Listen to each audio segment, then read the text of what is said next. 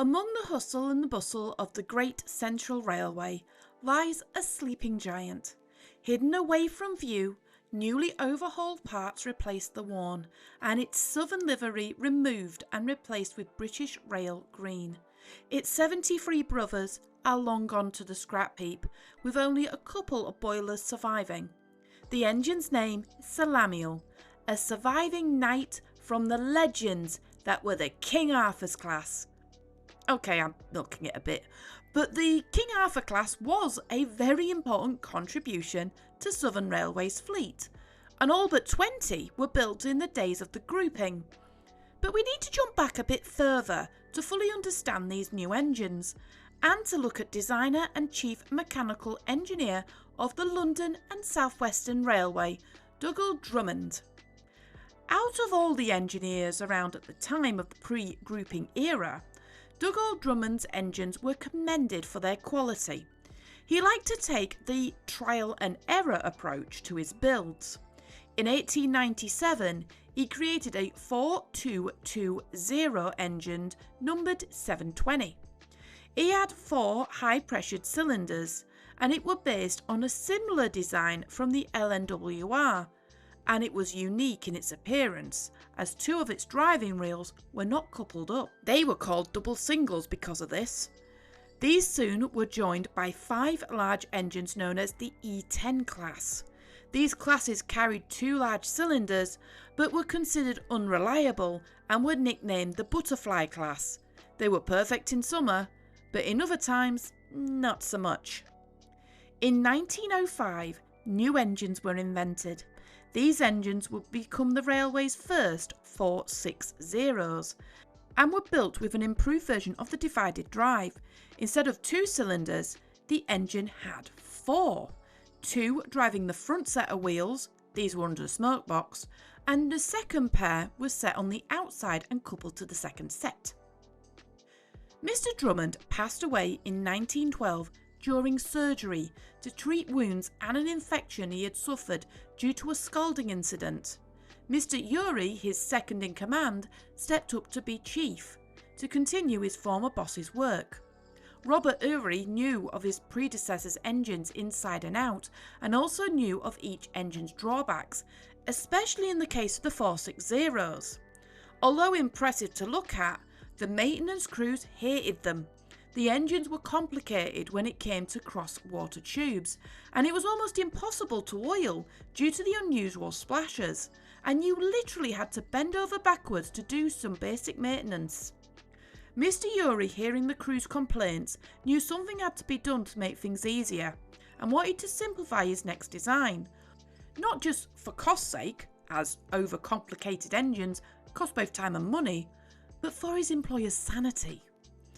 For the next design, he made the running boards higher, giving better access to the underframes, and made all the maintenance points more visible, and unlike Drummond's designs, all fuel economies were off the cars, save for some that were simple enough to go under Urie's radar. The first engines he produced, the 460H15s, were very successful mixed traffic engines and proved themselves during the Great War. In the end, the Drummond engines were also called in to be converted. However, the war years called a halt to the conversion, so only a few were completed. Urie's designs proved their worth, so the LSWR called upon him again. This time, the engines would be ready for after the war and able to take express runs. Urie created a new class of locomotive called the N15. The class would have the largest cylinders of any locomotive around at the time at a massive 28 inches, although they were reduced to a more respectable 21.5 inches with little impact to the engine's performance. The boiler would work to £180 per square inch, and the tender would be some of the largest holding upwards of 5,000 gallons. By the time of the grouping, the N15s were some of the largest engines ever built. The newly formed Southern Railway and its new chief mechanical engineer Richard Maunsell shared similar views to Urie when it came to operation and performance. He liked the N15s, however he felt that there was still room for improvement. He called a temporary halt to production while he hastily put some existing engines through trials to test their performance. Almost straight away he noted that by some simple alterations to the steam flow to the cylinders, they could become more efficient, and the boiler pressure could be raised to 200 pounds per square inch. It was more tweaks than full-on mods, but when the new adaptations were applied and production restarted, the new engines undertook similar experiments as its older brothers, and the results were staggering. The engine was pulling over 1,500 horsepower, much more than its older brother. 9 further engines were ordered almost straight away.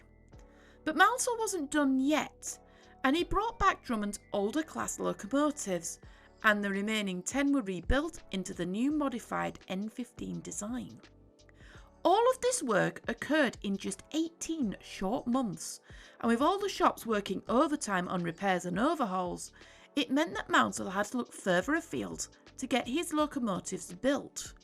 He asked the North British Locomotive Company in 1924 to make 20, then an additional 10 more, just so the Southern Railway had enough motive power. The works were forced to rush the first 20, and as each one was shipped there was little ceremony as the engine was put to work almost straight away, just so the Southern Railway could maintain its strict and intensive timetable. As with all railways, the Southern Railway was very proud of these new locomotives and wanted them to stand out to customers, and the best way to do that was to name them. There is no better legend known throughout the UK than King Arthur and his Knights of the Round Table. While some scholars still debate today whether Arthur was a very real and great commander or folklore hero, his stories has lasted the ages. In the south of England, there are many places that contribute to the legend. For example, Tintagel Castle. It was said he was born and lived there, while Glastonbury Abbey claims the location for his burial. While a lot of these places sit on the Great Western Railway's territory, the Southern decided to take the legend and make it its own.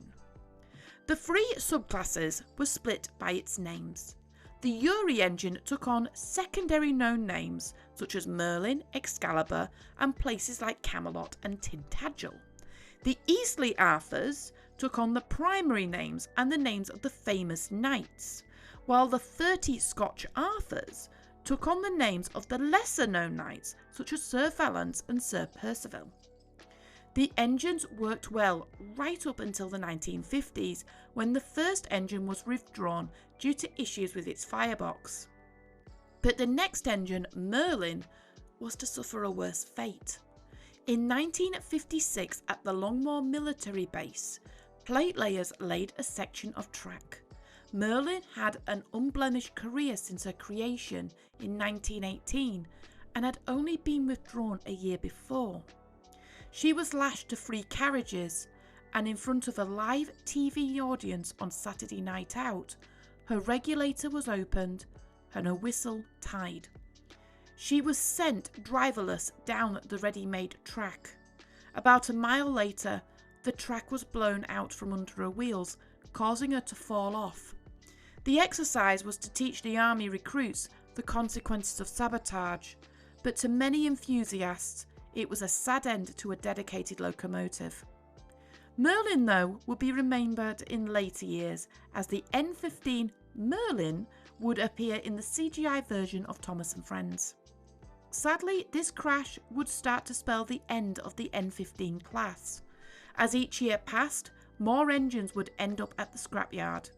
Fortunately, 2 boilers and 1 engine did survive. Southern Railway's number 774, Sir Lamiel, was one of the last to be withdrawn in 1961, after a career lasting over 35 years. The engine was almost scrapped, however, as the intended engine to be preserved, King Arthur, required a Drummond water cart tender. None could be located, so Sir Lamiel was chosen to represent the class instead. When the engine was withdrawn, it was placed under the protection of the National Collection and was placed on static display where able. In 1978, she was put under the wardship of the 5305 Locomotive Association. The association was no stranger to restoring engines, and the engine was brought to Hull to undergo overhaul. She was steamed in 1982 for the first time in preservation and proved to be a great mainline engine, even starring in the odd TV production or two. She has since undergone several more overhauls and moved to a permanent home at the Great Central Railway. Today the group are putting the last few finishing touches to her latest overhaul, and it is hoped that she will be out on the main line next year, just in time for the engine's 101st birthday.